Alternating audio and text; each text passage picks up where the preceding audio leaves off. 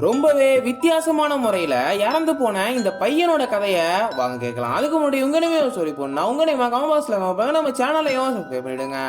ஆஷிக் அப்படிங்கிற பையன் ஃப்ரெண்ட்ஸோட ட்ரிப்பு ஒன்று போயிருக்கான். நிறைய ஃபேமஸான பிளேசஸ்க்கெல்லாம் போயிட்டு இருக்காங்க. அப்படிதான் ஒரு பிளேஸுக்கு போற வழியில குளம் ஒன்று இருக்குது. வண்டியை நிப்பாட்டி கொஞ்சம் ரெஸ்ட் எடுக்கிறாங்க. அப்ப ஆஷிக் அந்த குளத்துல இறங்கலாம் அப்படின்னு போறான். அந்த நேரத்துல அங்க வந்த பெரியவர், தம்பி போர்டை பாரு, இந்த குளத்துலலாம் இறங்கக்கூடாது, ஆபத்து, இன்னும் கொஞ்ச நாள்ல இதை மூட போறாங்க அப்படின்னு சொல்றாரு. ஆனா ஆஷிக் அவர் சொன்னதையும் மீறி அவர் கண்ணை எதுக்கே குளத்துல குதிக்கிறான். இதை பார்த்த அவரு கம்முன்னு போயிட்டாரு. ஆஷிக் ஜாலியா நீச்சல் அடிச்சிட்டு இருக்கான். அவன் ஃப்ரெண்ட் எல்லாம் டைம் ஆகுது வா அப்படின்னு சொல்றாங்க.